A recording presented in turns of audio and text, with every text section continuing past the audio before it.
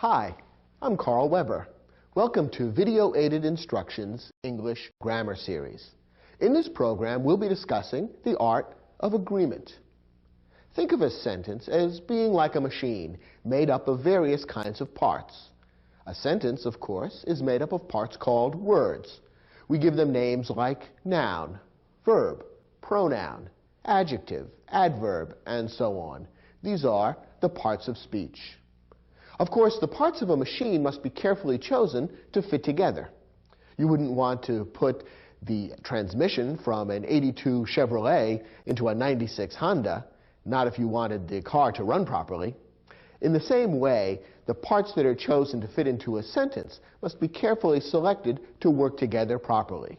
In grammar, this is known as the principle of agreement. In this program, we'll look at some of the most common problems with grammatical agreement. You'll learn some simple rules for making sure that the sentences you write obey the principle of agreement. Follow these rules, and the sentences you write will hum like a well-tuned engine. Ready? Let's begin.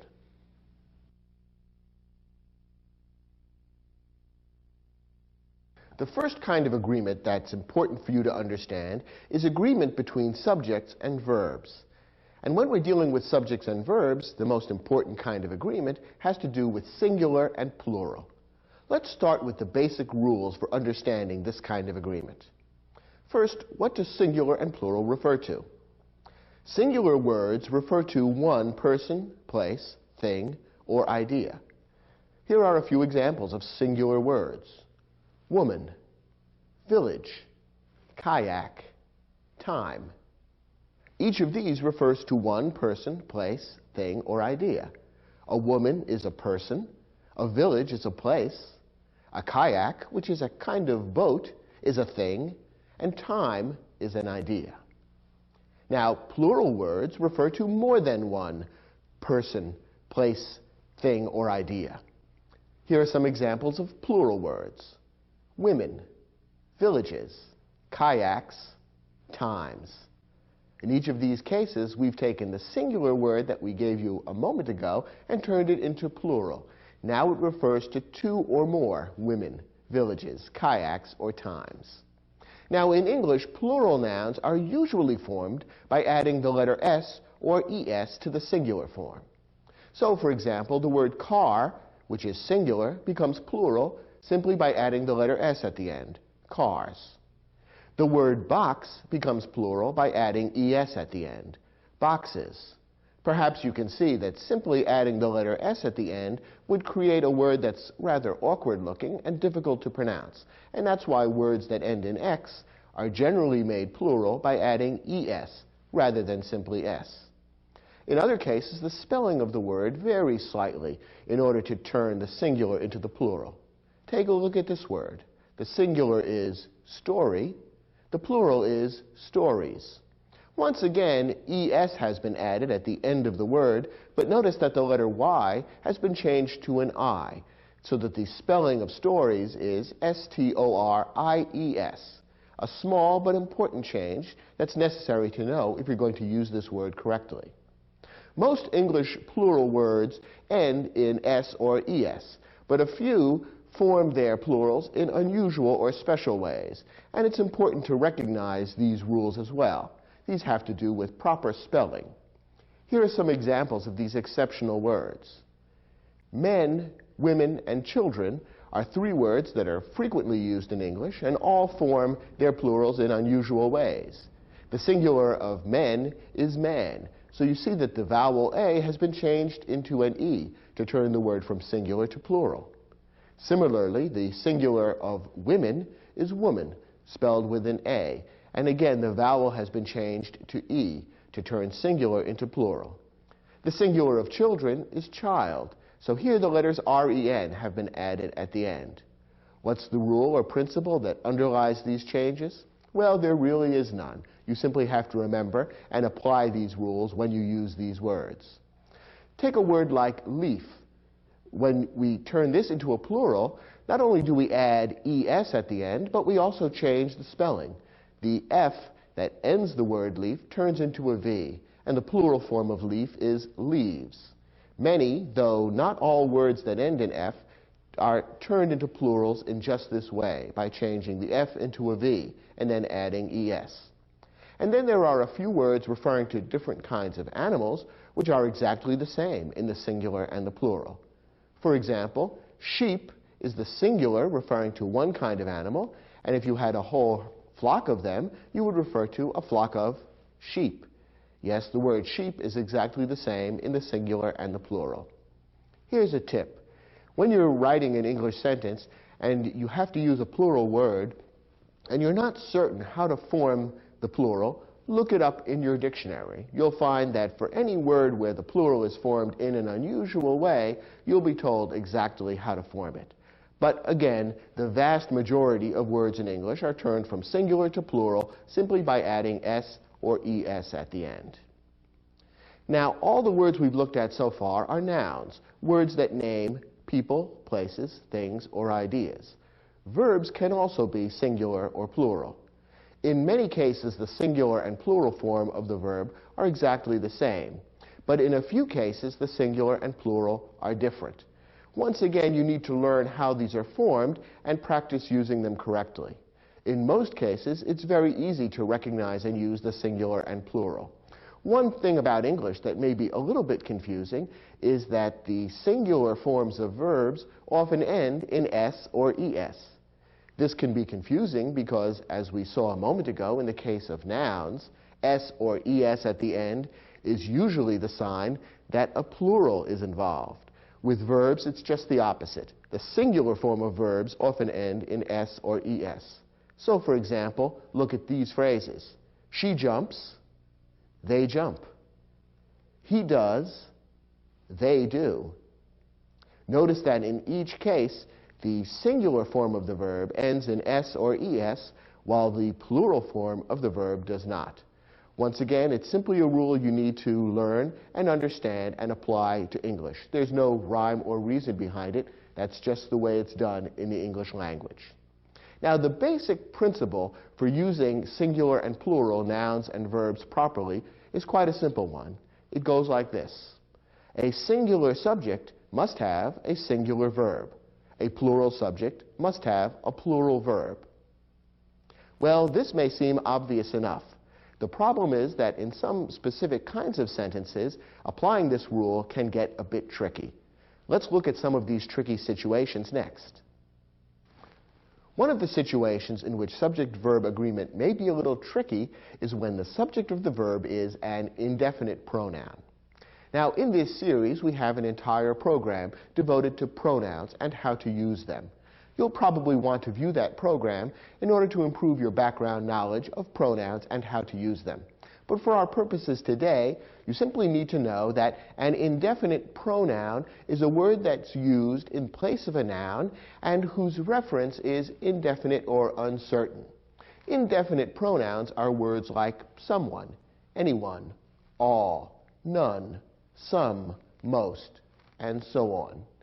You can see from this list that indefinite pronouns refer to people or things in a way that's a little bit unclear. You can't know for sure who or what is being referred to by an indefinite pronoun unless you look at the entire context of the sentence or paragraph in which the indefinite pronoun is used.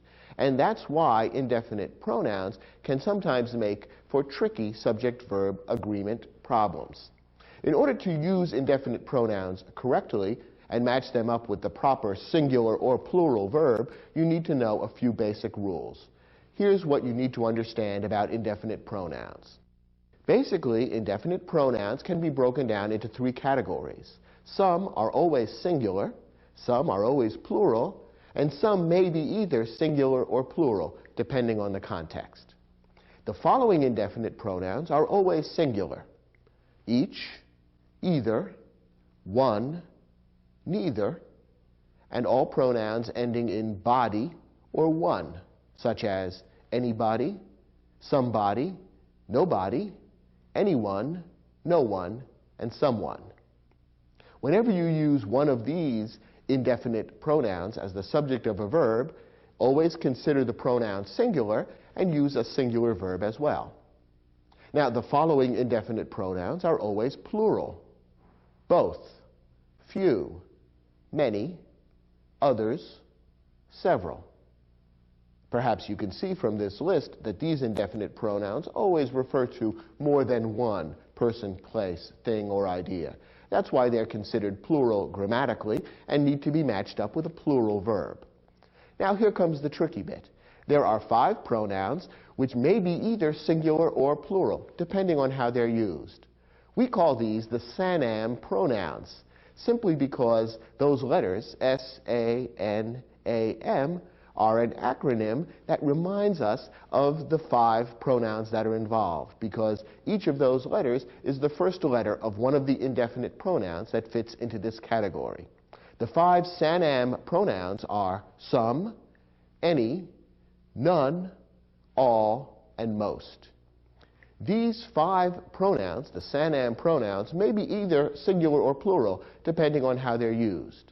Take a look at these 2 sentences. Some of the pie was eaten. Some of the students were late.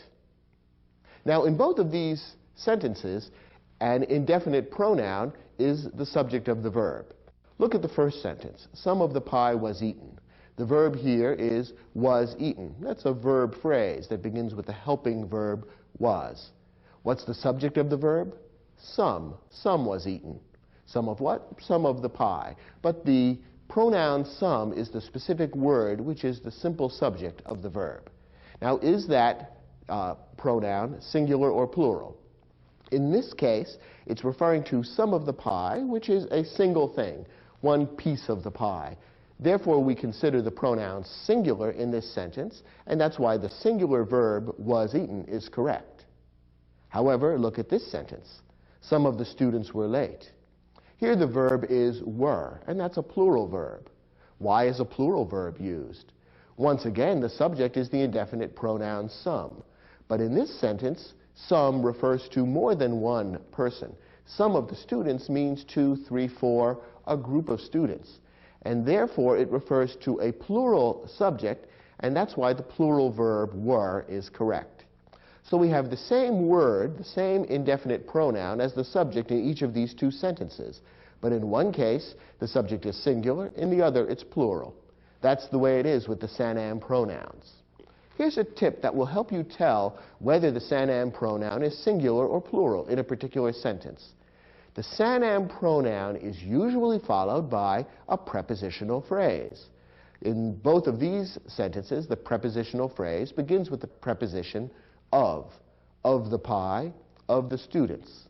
If you look at the prepositional phrase and look at the object of the prepositional phrase, that will provide a clue as to whether the SANAM pronoun is singular or plural.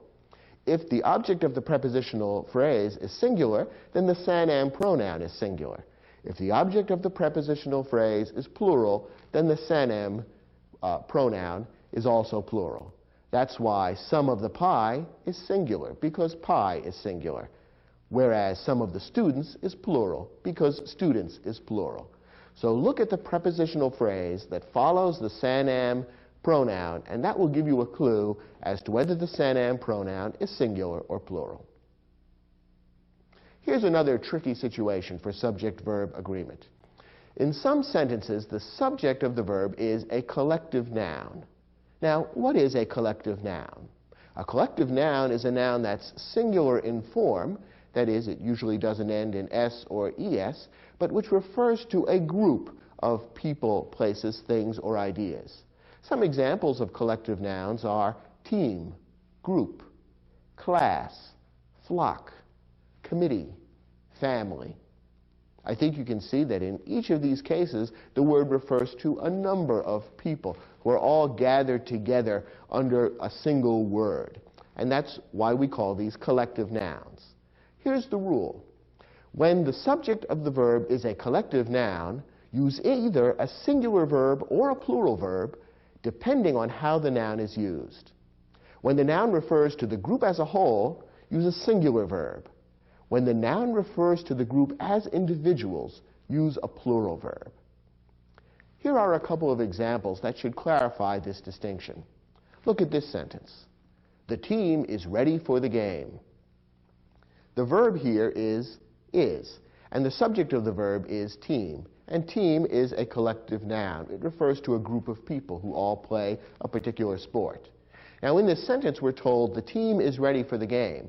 That means the team as a whole is ready. All of them together are set as one unit. They're prepared and ready to play. Therefore, in this particular case, the collective noun refers to the group as a whole, and therefore a singular verb is appropriate. Contrast that with this sentence. The team are dressing in the locker room. Once again, the collective noun team is the subject of the verb. In this case, the verb is are dressing, and here a plural verb has been used.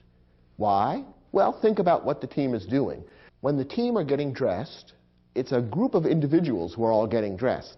One person is probably putting on his shoes, another person may be tying his tie, a third person may be combing his hair. They're all doing different things at the same time, all of which adds up to the collective group dressing together. But it's a number of individuals doing separate things that go to make up the act of dressing in the locker room. So in this case, the collective noun is being used to refer to a group of people who are doing things separately. And that's why treating the collective noun as plural and using a plural verb is appropriate in this sentence. I'll point out that in the majority of cases, collective nouns are singular and are used as such. So when in doubt, go with a singular verb, because in most cases, when a collective noun is used, the group is being referred to as a whole. And it is the exception when the collective noun is being used to refer to the group as a collection of individuals, as in this case. But that's the rule, and now you know why collective nouns will sometimes be used with a singular verb, sometimes with a plural verb. If you practice this distinction, you shouldn't have too much difficulty using collective nouns. Here's another tricky situation for subject-verb agreement. A subject that describes an amount is singular. Sometimes the subject of a verb appears to be plural, and yet when you think about it, it's describing an amount which is really one thing. Here's an example. $1 million is a lot of money. In this case, the verb is, which is singular. What's the subject of the verb? Well, the subject is the phrase, $1 million. Now, that certainly looks plural. Dollars has an S at the end, and it does refer to lots of dollars, more than $1, 1 million of them in this case. So $1 million certainly seems as though it ought to be plural. But let's think about what the sentence is saying. The sentence is talking about $1 million as an amount. And it's talking about it as one thing. It's saying that this whole pile of money, all added together, is a lot of money.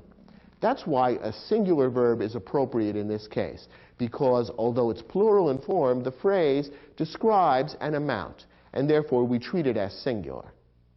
Here's another example. 5 minutes in the dentist's chair feels like a long time. Here the verb is feels. Again, it's singular. What's the subject? 5 minutes, or minutes. Once again, it's grammatically plural. It ends in S, and it does refer to more than one thing, 5 minutes.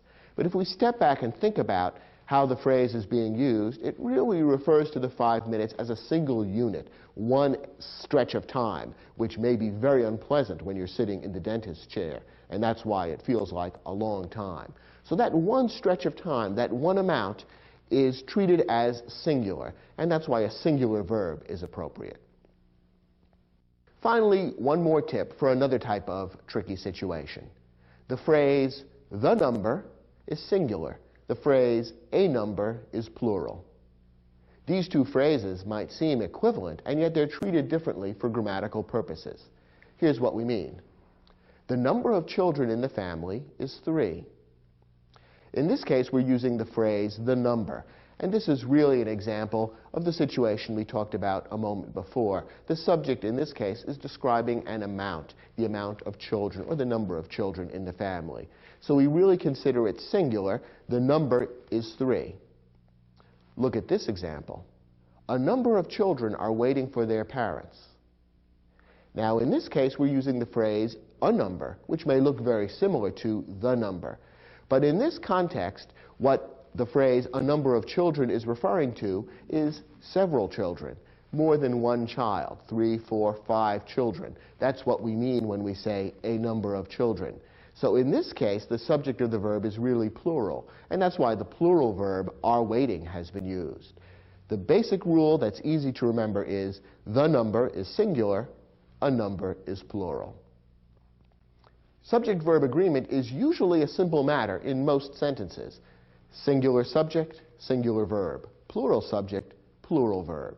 But in tricky situations like the ones we've just seen, it can be a little difficult to tell what type of verb is appropriate to use. The rules we've just covered should help. Turn to your study guide. We provided an exercise that will give you a chance to practice these rules and test your ability to choose the right verb for certain tricky situations in English.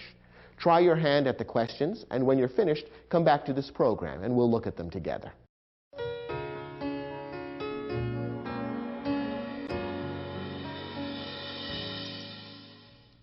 In each of these sentences, a verb was omitted, and your job is to decide which of the two verbs you're given to choose from is correct in the context.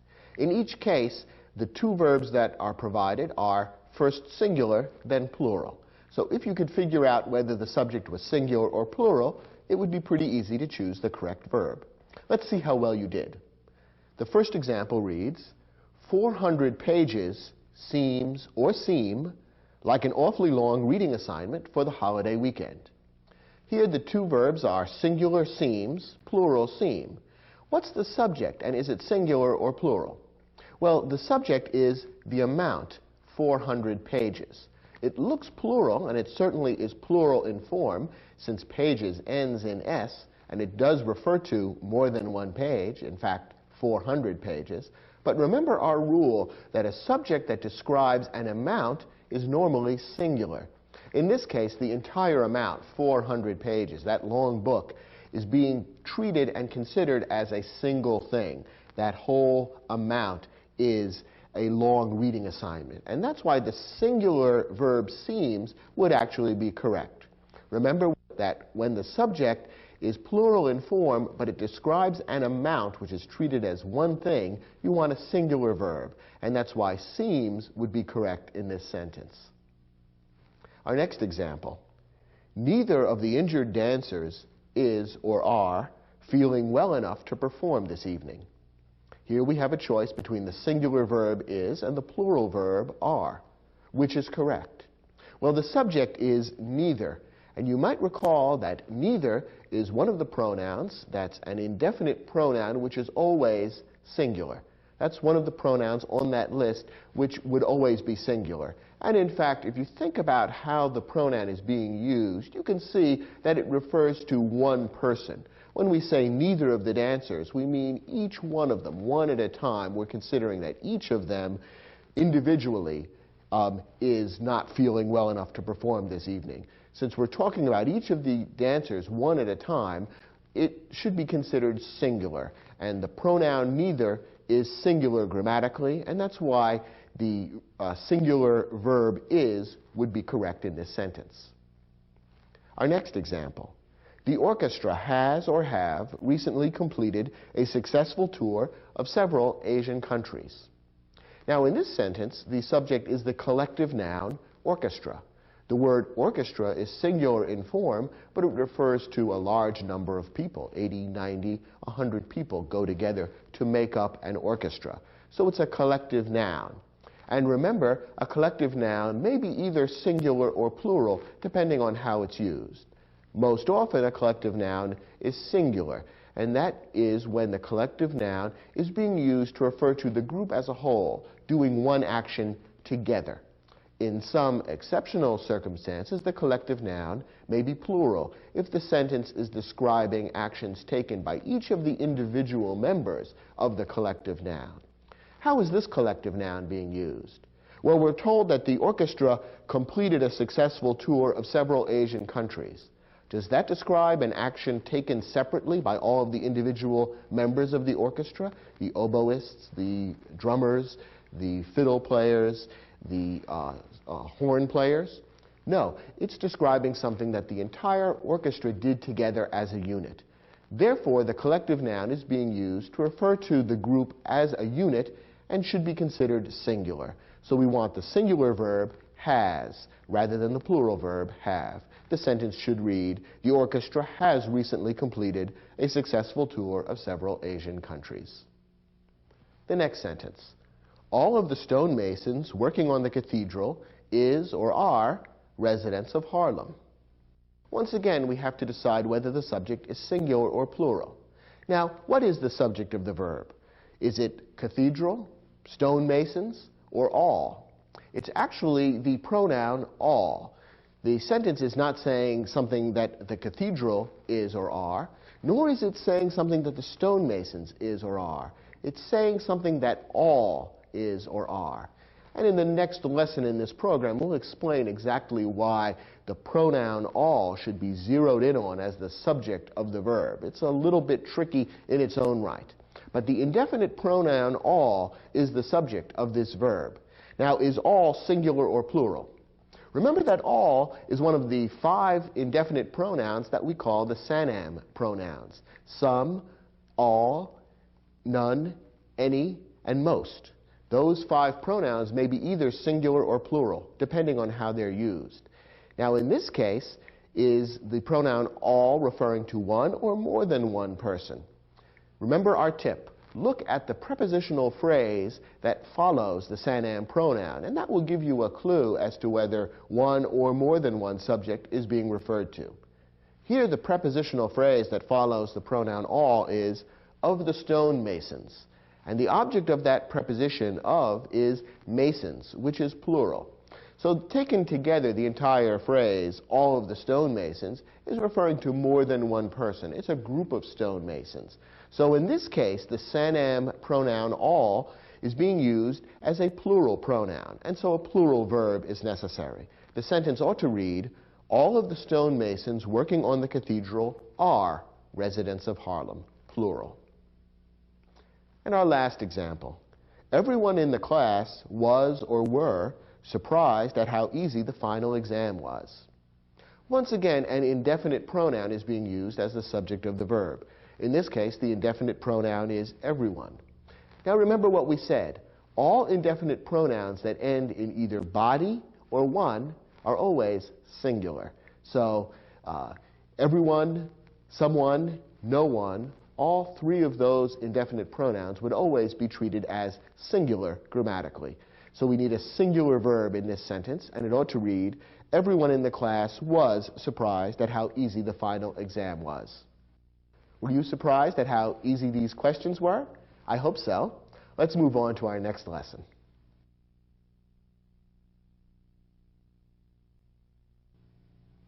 As we've seen, the basic principle of subject-verb agreement isn't very difficult. A singular subject needs a singular verb, and a plural subject needs a plural verb. In the last lesson, we looked at certain types of words which make it a little tricky to determine whether the subject is singular or plural. Specifically, we looked at indefinite pronouns and collective nouns. Now, there are other kinds of sentences in which determining subject-verb agreement can be a little bit tricky. And in this lesson, we're going to look at some of these other types of tricky sentence structures which make subject-verb agreement a little bit difficult. One tricky type of sentence for subject-verb agreement involves a compound subject. Now, as you may recall, a compound subject consists of 2 or more parts which are joined by a conjunction, usually and or. And taken together, these parts make up the subject of the verb. Now, when the subject is compound, if the parts of the compound subject are joined by and, you usually use a plural verb. Here's an example. Omar and Sarah are going bowling. Here, the verb is are going, and the subject is the compound subject, Omar and Sarah. We have 2 parts joined by the conjunction and this is a very typical kind of compound subject. Notice that although each of the parts of the compound subject is singular, Omar, Sarah, each of these is a singular word, taken together, they make up a compound subject which is treated as plural. After all, Omar and Sarah are 2 people, and therefore the subject of this verb now refers to more than one person. It's plural, and a plural verb are going is required. So this is the most typical kind of compound subject, where we have two or more parts joined by the conjunction and normally this would be treated as a plural subject. However, there are two exceptions. First, if the two parts together make up one thing, use a singular verb rather than a plural verb. Here's an example. The skull and crossbones was a famous pirate symbol. Now, in this sentence, we have a compound subject, skull and crossbones, two things joined by the conjunction and. So your immediate inclination would probably be to say, well, this is a plural subject, and so we need a plural verb. And that means that the verb was is wrong. That's singular, and we should use the plural were instead. Here's the problem. In this case, the compound subject doesn't really refer to two or more things. Instead, the skull and crossbones is one symbol. Perhaps you've seen pictures of pirate ships from the old days flying a black flag with the symbol of a skull and crossbones. Taken together, that symbol, the skull and crossbones, makes up one image, which is being described in this sentence as a famous pirate symbol. Since the two things that are mentioned here really go together to form one image or one symbol, we treat it as singular grammatically. And that's why the singular verb was is actually correct in this sentence. The skull and crossbones was a famous pirate symbol. This exception to the rule doesn't come up very often, but when it does, you should be aware of it and be looking for a singular verb rather than a plural verb.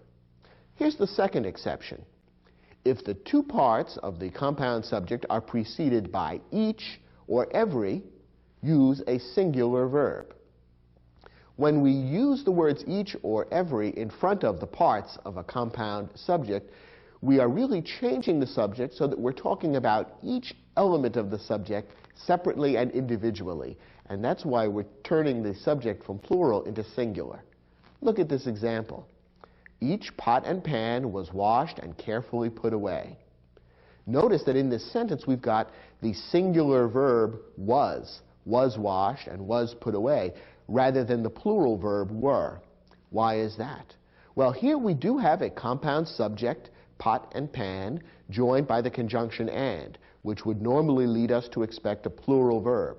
But it's preceded by the word each. And therefore, the subject is changed from plural to singular. We're now talking about each individual pot and pan, one at a time. And therefore, we use the singular verb was rather than plural.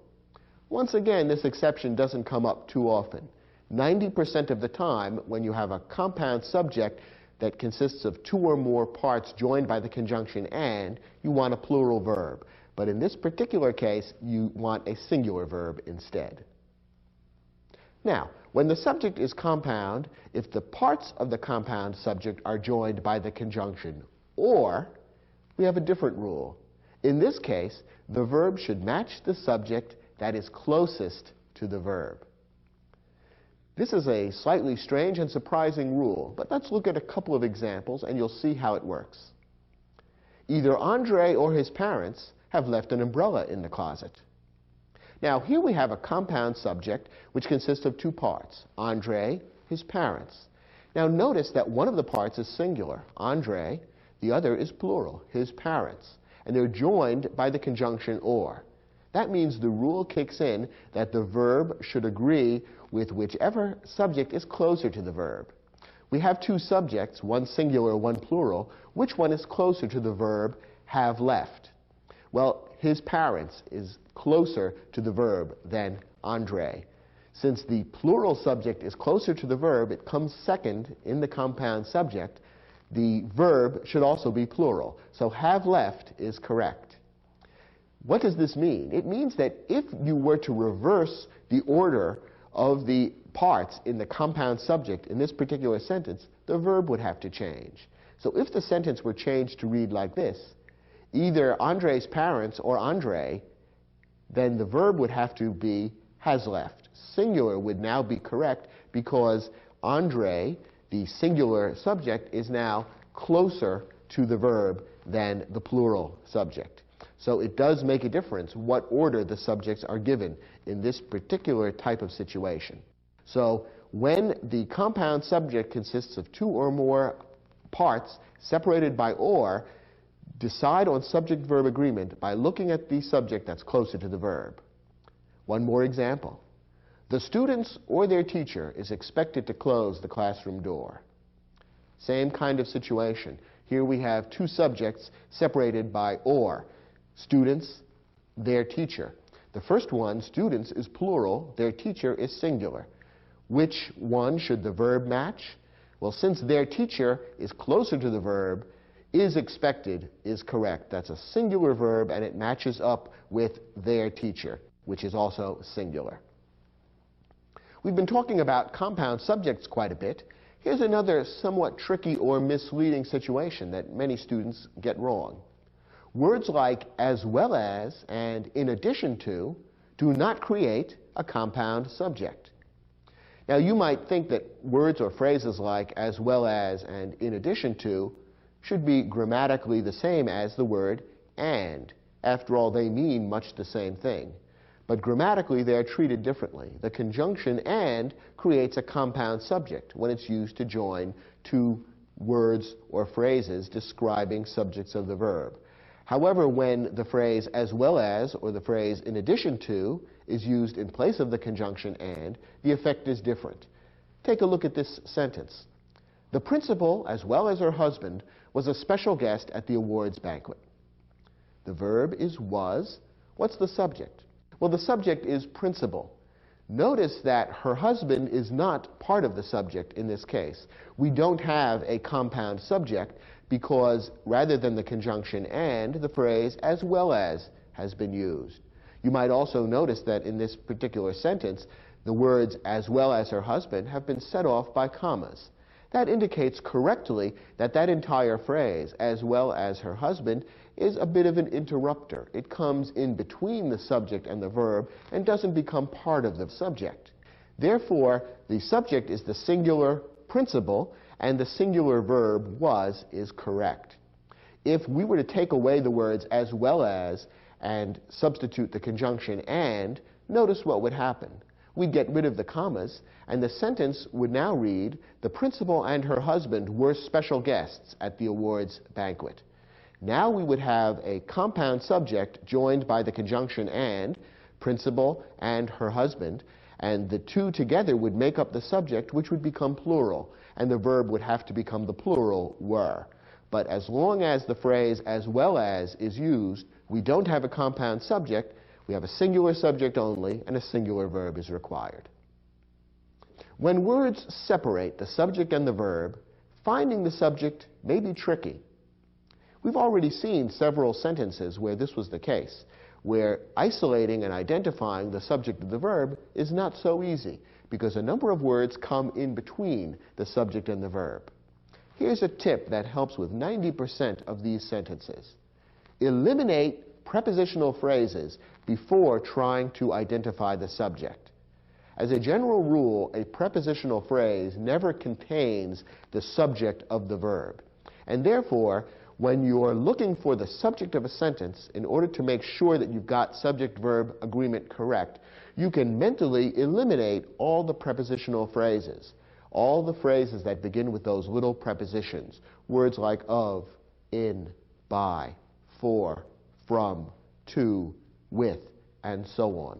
Eliminate those prepositions and the words that follow them, and what remains must contain the subject. That's an easy way of eliminating all the words that might distract you from isolating the real subject and therefore confuse you as to how subject-verb agreement should work. If you can eliminate the prepositional phrases, that will help you a lot in zeroing in on the correct subject of the verb. Take a look at this example.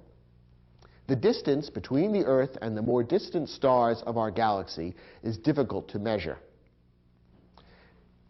In this case, the verb is easy to find, as it usually is in most sentences. The verb is. Now that's a singular verb. Is the sentence correct or incorrect? Well, we have to identify the subject in order to determine whether a singular verb is correct or incorrect. Now, what is the subject? What is it that's difficult to measure? Is it the distance? Is it the Earth? Is it the stars? Is it the galaxy? All of those are nouns, and any one of them could be the subject of the verb. But which one really is the subject of the verb? Well, in order to figure out what's difficult to measure, we need to eliminate prepositional phrases. That will help us zero in on what the real subject of the verb is. And there are a few prepositional phrases here. Between the Earth and the more distant stars is one prepositional phrase, and of our galaxy is another prepositional phrase. Between and of are both prepositions, and the words that follow those prepositions and are linked to them are the objects of the prepositions. By eliminating those phrases, we can see that what's left is the distance. And in fact, that makes sense. After all, that's what is difficult to measure. The distance is what is difficult to measure. So the sentence is saying that the distance is difficult to measure. Distance is a singular word, and so the singular verb is correct. You might have been confused because the noun stars, for example, is plural, and that might lead you to momentarily think, well, perhaps we need a plural verb in this sentence. It's not true. Eliminate the words that come between the subject and the verb, particularly the prepositional phrases, and what remains is the real subject, and that will tell you how subject-verb agreement ought to be handled. In addition, when the subject follows the verb, finding the subject may be tricky. As you've already seen, in the great majority of English sentences, the subject comes before the verb. But occasionally that's not true. And in that case, you need to look after the verb to find the subject and make sure that it agrees with the verb. Here's a tip. In a question or in a sentence beginning with there or here, the subject usually follows the verb. So when you're dealing with a sentence which poses a question or which begins with there or here, look after the verb to find the true subject. Here are a couple of examples. Are the computers ready for installation? Here the verb is the very first word in the sentence, are, and that's often the case with questions. There's a question mark at the end of this sentence, which is certainly a telltale sign that we're dealing with a question here. Since the verb comes first, obviously the subject must come later. Now, what's the subject of the verb are? Well, the subject is the noun computers. Notice that if we were to turn this sentence away from being a question into being a statement, it would read something like, the computers are ready for installation. And then it would be obvious that computers is the subject of the verb are. Since computers is plural, the verb are, which is also plural, is perfectly correct. Because this is a question, we need to look after the verb to find the subject. One more example. There is a good reason for my lateness this morning. In English, many times we speak sentences or write sentences that begin with there is, there are, here is, here are. You might at first glance think that there or here is the subject, but neither of those is a noun, and so therefore they can't really be the subject of the verb. Remember our tip. In sentences that begin with there or here, the verb normally precedes the subject. The subject comes after the verb. In this case, the verb is, and what follows, reason, is actually the subject. Reason is singular, and so the singular verb is correct. Once again, when a sentence begins with there or here, the subject normally follows the verb, so look after the verb to find the subject and make sure it matches with the verb in terms of number, singular or plural. Do you think you've mastered these tricky situations and how to apply subject-verb agreement appropriately in each of these types of sentences? Well, let's test that. We've provided an exercise in your study guide that will test the skills we've just discussed. Try your hand at those questions, and when you're finished, come back to the program, and we'll see how well you did.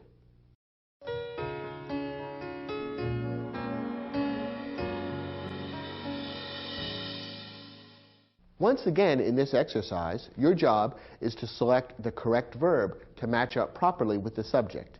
And in some of these sentences, that's a rather tricky matter. Let's see how well you did. First, the governor, having met with her advisors and developed a negotiating strategy for dealing with the angry workers, was or were finally ready to join the bargaining session. Here we have to decide whether to use the singular was or the plural were. And the question is, what's the subject of the verb? Who or what was or were finally ready to join the bargaining session? Well, the subject and the verb in this sentence are separated by a lot of words. One clue in this case is that there's a comma representing a pause surrounding a lengthy phrase here in the middle of the sentence. I'm referring to the words, having met with her advisors and developed a negotiating strategy for dealing with the angry workers. All of those words are giving more information about or modifying the governor. So all of that is a bit of an interruption, an aside. It's something that gives additional information about the governor, but which is not part of the actual subject. The person who was or were finally ready to join the bargaining session was or is the governor. So the word governor is the subject of the verb. Governor is singular, it only refers to one person, and so the singular verb was would be correct. Notice how in order to identify the proper subject in this sentence, you have to ignore all the words that come between the subject and the verb. And don't be distracted by them. You might see, for example, the word workers, which is plural, and think, well, maybe workers, plural verb requires, plural noun requires a plural verb. But that's not the case, because the workers, that's not the subject of the verb. The workers were not finally ready to join the bargaining session. It's the governor who was finally ready. Singular subject, singular verb. Next example. Here in the deepest recesses of the ocean is or are some of the most mysterious creatures on earth. Remember our rule that a sentence beginning with there or here usually has the subject following the verb. And that's the case here as well. The verb is or are, and what follows is what is or are in the deepest recesses of the ocean. What's the subject? The subject is some of the most mysterious creatures on earth. It's that indefinite pronoun some, which is the true subject of the verb is or are. Now, is some singular or plural? Now we kick in with one of our rules from earlier in this program. Remember that some is one of the 5 SANAM pronouns. Some, all, none, any, and most. Each of these 5 indefinite pronouns may be either singular or plural, depending on how the pronoun is used in the sentence. And as a clue, we said, check out the prepositional phrase that follows. That will usually tell you whether the SANAM pronoun is singular or plural. In this case, the SANAM pronoun some is followed by the prepositional phrase, of the most mysterious creatures on earth. Since the pronoun is referring to some of the most mysterious creatures, plural, the pronoun is being used as plural in this case as well. Some, therefore, is plural, and the proper verb to go with that subject would also be plural. So the verb should be are, and the sentence would read, here in the deepest recesses of the ocean are some of the most mysterious creatures on earth. In effect, this sentence tested 2 of your rules. First, that in a sentence beginning with here or there, the subject usually follows the verb. And second, with a SANAM pronoun, you usually need to look at the prepositional phrase that follows the pronoun to determine whether it's singular or plural. Next example. Either the members of the defensive squad or Coach Mayo himself is or are sure to have some explanation for the way the game ended. Now, what's the subject of the verb is or are? In this case, we have a compound subject, 2 items, 2 parts, connected by the conjunction or. Here's where our rule kicks in. Remember that when the parts of a compound subject are joined by the conjunction or, the verb should match the subject that's closer to the verb. Now, in this case, we have 2 parts, the members of the defensive squad, which is plural, and Coach Mayo, which is singular. That refers to just one person. Which of these 2 parts is closer to the verb? The answer is Coach Mayo, which is singular. So we want a singular verb. The sentence ought to read, either the members of the defensive squad or Coach Mayo himself is sure to have some explanation for the way the game ended. If the 2 parts of the subject were to be reversed in order, if Coach Mayo came first and the members of the defensive squad came second, then the verb ought to be plural. But that's not the way the sentence is written, and therefore the singular verb is what we want. Next example. The story of the 400 members of the 29th Cavalry and their heroic exploits on several battlefields is or are truly remarkable. Once again, we have a sentence in which there are a lot of words that separate the verb from the real subject. Remember one of our tips. When you're in doubt as to where the subject of a sentence really is, eliminate all the prepositional phrases, because the subject of the verb will not be found in the prepositional phrase. This sentence has quite a few prepositional phrases. Look at them with me. Of the 400 members. That's a prepositional phrase beginning with the preposition of. Of the 29th Cavalry and their heroic exploits. Again, a prepositional phrase beginning with the preposition of. On several battlefields. Another prepositional phrase beginning with the preposition on. None of these phrases contains the subject of the verb. The real subject of the verb is in what remains, the story. What is truly remarkable? It's the story that's truly remarkable. That's singular, and so the singular verb is correct. It would be easy to get subject-verb agreement wrong in this sentence because there are so many plural nouns here. Members, exploits, battlefields. You have all those plural nouns ringing in your ears when you come to the verb is or are, and it's easy to select are, thinking, well, I've got a plural subject here. But remember, eliminate the prepositional phrases because they don't contain the subject. The real subject is story. It's the story that's remarkable, and therefore the singular verb is correct. Our last example. The elementary school cafeteria offers 12 kinds of sandwiches, yet peanut butter and jelly remains or remain the most popular of all. Here we have a compound subject, peanut butter and jelly, and the two parts of the compound subject are joined by the conjunction and. In almost every case, the compound subject where the parts are joined by the conjunction and would be treated as plural. So the plural verb remain would normally be correct. But here we have one of our exceptions.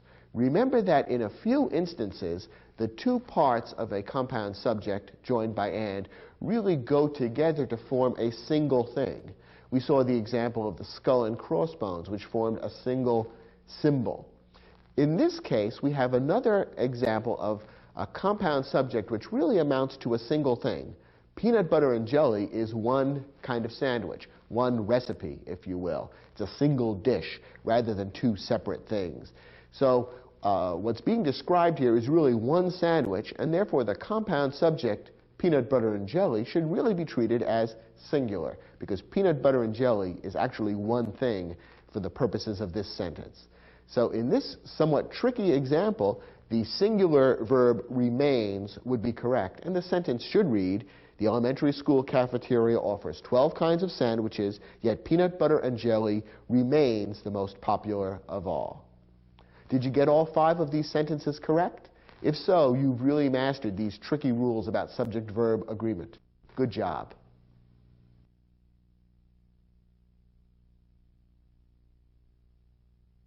So far, we've been talking about agreement between subjects and verbs. In this lesson, we're going to talk about agreement between pronouns and antecedents. As you know, a pronoun is a word that takes the place of a noun, and the noun to which the pronoun refers, or whose place the pronoun takes, is called its antecedent. The antecedent may or may not appear in the same sentence or paragraph. Sometimes you have to do a little thinking to figure out what the antecedent of the pronoun is. Nonetheless, it's important that the pronoun and its antecedent match in a couple of ways. The basic rules are these. First, a pronoun must agree with its antecedent in number.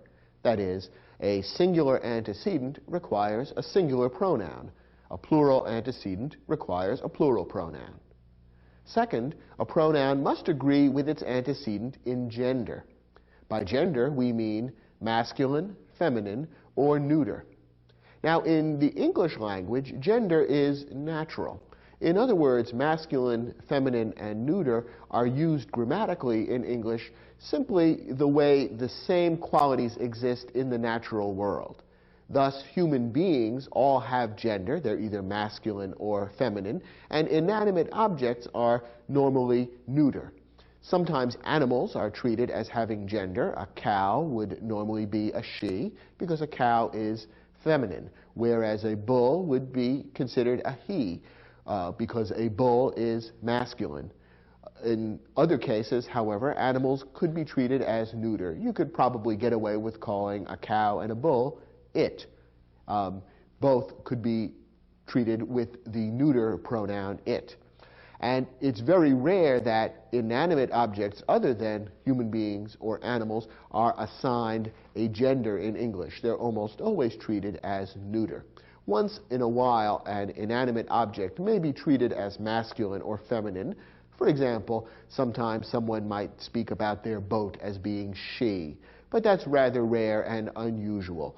So for all practical purposes in the English language, gender is natural and not purely grammatical. Of course, this is different from some other languages that you may know, where it's necessary to memorize the gender of long lists of nouns. The sun, the moon, the stars, all of these are assigned masculine or feminine attributes grammatically. That's not the case in English. All of those inanimate objects would simply be referred to as it, using the neuter pronoun.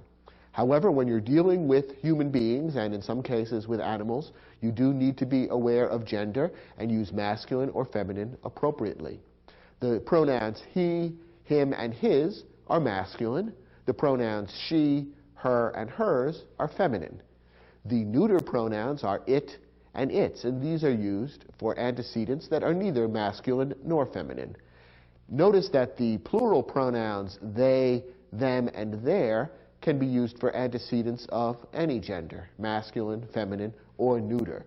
So once you move from singular to plural, everything becomes very simple. You don't have to worry about gender anymore. Again, these basic rules are quite simple, and in most sentences you won't run into any difficulty in following them and making sure that the pronouns and antecedents match both in number and in gender. But there are a few tricky situations that arise, and we'll cover those now. First, use a singular pronoun to refer to a singular indefinite pronoun. Use a plural pronoun to refer to a plural indefinite pronoun. Now, we've seen earlier in this program that indefinite pronouns can be tricky to use in terms of their singular and plural qualities.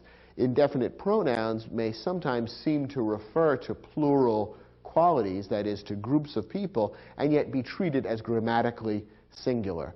All the same rules that we discussed earlier in this program about which indefinite pronouns are singular and which ones are plural would apply when matching them up with pronouns that refer back to these pronouns. So follow the same rules in terms of singular and plural, and any pronouns that refer back to indefinite pronouns should be used correctly in your sentences. Here's an example. Each of the men was waiting for his wife. Now, here we have the pronoun his referring back to the antecedent each. Each of the men was waiting for his wife. Whose wife? Each of their wives. So each is the antecedent of the pronoun his. So we have a pronoun acting as an antecedent for another pronoun, which can sometimes happen. Now remember, the antecedent and the pronoun must match in number. So in order to determine whether the pronoun his is correct, we need to look back at that antecedent and decide whether it's singular or plural. Is the antecedent each singular or plural? Well, remember that the indefinite pronoun each is one of the ones on the list that are always singular. Each is always singular, and therefore to refer back to it with a singular pronoun is perfectly correct. Notice, too, that the verb was waiting is also singular, and that's also correct. So the entire sentence is singular. Each is a singular indefinite pronoun. The singular verb was waiting is correct, and the singular pronoun his, referring back to each, is also correct. Here's a different example. Many of the women were waiting for their husbands. Now here we have the pronoun their, which refers back to the antecedent many. Many were waiting for their husbands. Now what about that pronoun many? Is it singular or plural? Again, it's an indefinite pronoun, so the answer isn't necessarily obvious. Once again, many is one of our SANAM pronouns, those 5 pronouns which may be either singular or plural, depending on how they're used. And our tip is always to look at the prepositional phrase that follows the SANAM pronoun to help you determine whether it's singular or plural. In this case, many is followed by the prepositional phrase of the women, and the object of that prepositional phrase is plural, women. Therefore, the SANAM pronoun many is also plural, and there, the pronoun that refers back to many is also correct. Many is plural, the verb we're waiting is plural, and there is also plural. All these 3 match together, and therefore the sentence is perfectly correct. So when you're using a pronoun that refers back to an indefinite pronoun, use the rules we've already talked about to determine whether that indefinite pronoun is singular or plural, and choose the next pronoun appropriately to match. Now, when the antecedent of a singular pronoun may be either male or female, you need to use he or she, him or her, or his or hers. Remember, we saw that with singular pronouns, gender is an issue, masculine and feminine. With plural pronouns, it's not an issue, because in English, there are no masculine and feminine genders for plural pronouns. So when you're setting up a singular pronoun, you need to know whether the antecedent is male or female. In most cases, this isn't difficult. You're either talking about a man or a woman. But sometimes the antecedent may be of uncertain gender, and I don't just mean someone who looks strange walking down the street. What I'm talking about is a sentence like this one. Everyone should bring his or her notebook to class. Now here we have the phrase his or her. Both masculine and feminine pronouns are being used here, and that's correct for a specific reason. What is the antecedent of his or her? What does his or her refer to? Well, it refers back to the indefinite pronoun everyone. And when you think about what's being said in this sentence, we can't really tell whether everyone refers to a male or a female. Now, this might be false in a specific circumstance.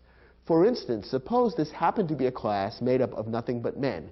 Perhaps it's a class on how to be a better father, in which case we would know that everyone in the class is a male, and we could assume then that everyone refers only to males. And we would write the sentence differently. We could say, everyone should bring his notebook to class. On the other hand, it could be a class made up only of women. It could be a class in auto repair for women. If everyone in the class were female, then the sentence could correctly read, everyone should bring her notebook to class. However, most classes nowadays include both men and women. And so the indefinite pronoun everyone needs to be considered in this case as possibly either masculine or feminine. Under these circumstances, the correct way to set up the sentence is by using the phrase his or her. And that's what we've done in this sentence. Everyone should bring his or her notebook to class. That way, no matter whether the individual student is male or female, the correct pronoun would have been used. Now, this sentence is an interesting example of how language reflects social changes. At one time, the rule for this kind of sentence was different. The rule at one time, a number of years ago, was that in English, you would use the masculine pronoun in a sentence like this.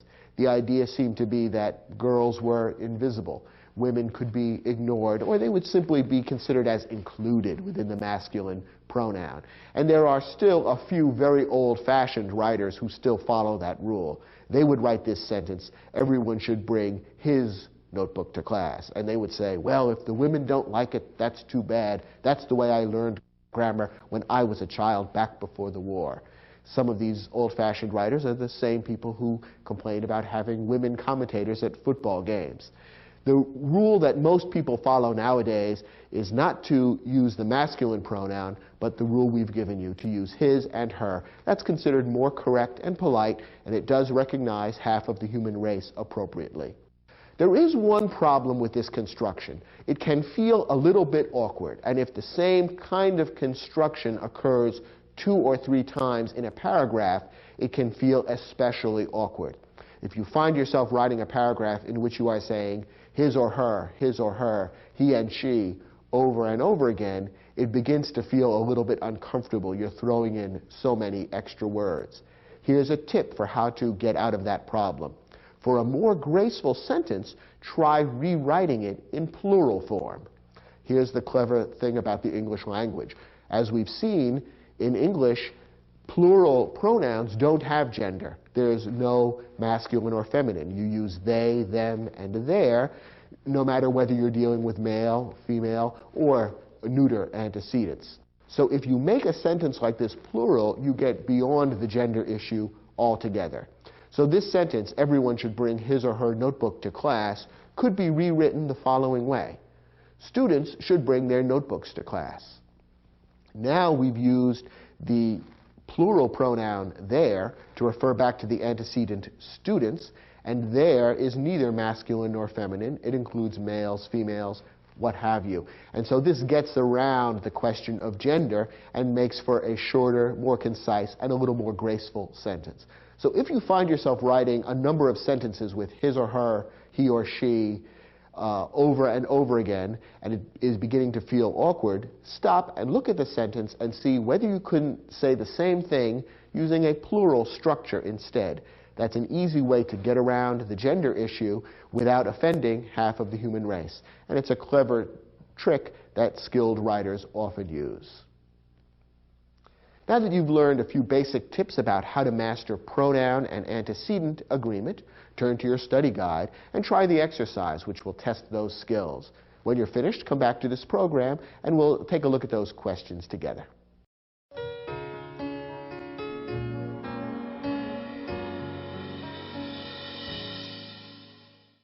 Let's look at our first sentence.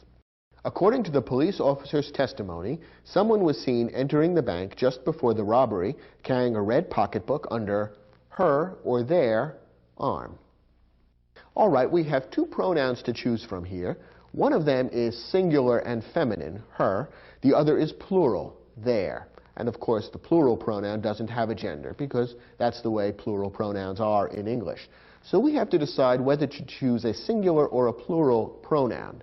Notice, by the way, that a feminine pronoun, her, has been given rather than a masculine pronoun, his. Why is that? Well, the person is described as carrying a red pocketbook. So I guess the assumption is that this person is a female, because in our society, more females carry red pocketbooks than do men. So this appears to be a female that we're talking about, and that's why the feminine pronoun her has been used. Now, should a singular or a plural pronoun be used? What is the antecedent of the pronoun? That's always the rule in determining what the proper pronoun would be. What does the pronoun refer to? Earlier in this sentence, there is an antecedent. The antecedent is someone. It is someone who is carrying the red pocketbook under her or their arm. Now, someone is an indefinite pronoun, and if you remember our rule, indefinite pronouns ending in one and body are always singular. So someone is singular, and therefore the singular pronoun her is correct rather than their. Notice, by the way, that some writers would incorrectly use the pronoun their in this sentence, a plural pronoun, even though the antecedent is clearly singular, someone. Why do some writers use this? They use it as a way of getting around the gender issue, having to choose a masculine or a feminine pronoun. However, that's not an appropriate way to get around the gender issue by creating a mistake in terms of number. Someone is singular, and therefore you have to use a singular pronoun. As we saw in the lesson, if you're uncertain of the gender that is being referred to, you can use his or her, he or she, him or her. That would be the correct way of dealing with the gender issue. It's not correct to switch over to a plural pronoun unless you recast the entire sentence to make the antecedent plural as well. If the antecedent is singular, you have to choose a singular pronoun in this case, and that's why her is correct. Next example. Both of the skydivers had brought his or their own parachutes and safety gear in preparation for tomorrow's jump. His or their are the two pronouns we have to choose from. Again, one is singular and one is plural. Which is correct? Well, to answer that, we need to decide what's the antecedent of the pronoun. And the antecedent is the pronoun both. Again, it's an indefinite pronoun, and if you recall your rules, you'll remember that both as a pronoun is always plural in meaning. Therefore, the second pronoun in this sentence should also be plural to match its antecedent. The correct word here is their, and the sentence should read, both of the skydivers had brought their own parachutes and safety gear in preparation for tomorrow's jump. The sentence is plural all the way through. Next example. Anyone who wants to attend next Saturday's dance at the Rotary Club can pick up his or her or their ticket at the information booth on Vincy Street. Once again, we have a singular or plural issue. We've been offered two choices of pronouns, his or her, which is singular, or their, which is plural. Which is correct? You might be tempted to choose their because in a general way the meaning of the sentence seems to be referring to more than one person. People who want to go to the dance at the Rotary Club would probably be more than one person. We're probably, in a general way, talking about a group of people. So your inclination might be to say, well, this is plural, and so the plural pronoun there is correct. But that's not how grammar works. Rather than going vaguely by the meaning of the sentence, you have to look for the actual antecedent. And the antecedent, that is the word to which the pronoun refers, is anyone. And remember our rule, those indefinite pronouns that end in body and one are always grammatically singular. Even in sentences like this, where they seem to refer to more than one person, grammatically we treat them as singular, and therefore the pronoun referring back to them should also be singular. Therefore we choose the singular pronoun his or her in this case. We need to use his or her because the gender of the person picking up the ticket is not known. Could be male, could be female, so his or her is the correct way of handling this situation. Our next example. No one knows whether any of the churches or synagogues in town will provide space in its or their buildings for a homeless shelter. Okay, again we have a choice between singular and plural pronouns. Which is correct? To answer that, once again we have to find the antecedent. Which word earlier in the sentence is being referred to by its or their? Is it churches? Is it synagogues? Well, not exactly. It's really any. No one knows whether any blah, blah, blah will provide space in its or their buildings for a homeless shelter. Once again, we kind of ignore the prepositional phrase in determining what the antecedent is. So its or their, that pronoun refers back to any, the indefinite pronoun. So once again, we have to ask, is any singular or plural? And any is one of those 5 sanam pronouns, which may be either singular or plural, depending on the context. And remember our rule. Look at the prepositional phrase that follows the sanam pronoun to determine whether it's singular or plural in this particular case. Here, the sanam pronoun any is followed by the prepositional phrase of the churches or synagogues in town. Churches, synagogues, both of those objects of the preposition of are plural. So the sanam pronoun any is also plural in this particular context.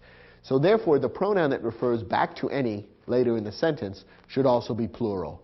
There. The sentence should read, no one knows whether any of the churches or synagogues in town will provide space in their buildings for a homeless shelter.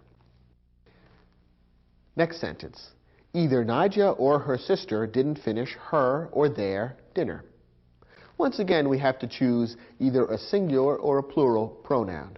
Notice that the singular pronoun, her, is feminine because Nadia and her sister are clearly both female, and so there's no question of his or her. We have to choose either her or their, depending on whether the antecedent is singular or plural. Once again, if you look at the sentence in a general way, you might be tempted to choose the plural pronoun, because after all, Nadia and her sister are both involved in the action here. But the correct answer is her, because the real antecedent is the singular pronoun either.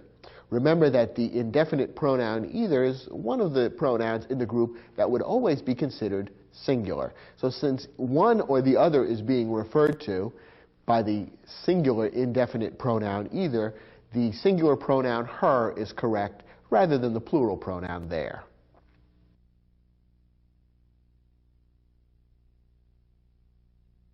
Well, so much for the art of agreement. Although people who are mastering English often make mistakes with subject-verb agreement and pronoun-antecedent agreement, I think you can see that actually agreement isn't very difficult to master. It's basically a matter of, first, learning some rules about what kinds of words are singular and what kinds of words are plural, and then second, knowing where to look. It's a little bit like being an auto mechanic. Picking the correct spark plugs for a particular engine isn't that difficult. You just need to know where to look in the manual to find the specifications that will apply to a particular car. In the same way, once you learn how to look at the sentence and find the subject or find the antecedent, then picking the correct verb or pronoun isn't terribly difficult. Keep practicing these skills, and I'm sure you'll find that they will come more and more naturally to you as time passes. Thanks for watching, and I'll look forward to speaking with you again on other programs in this grammar series.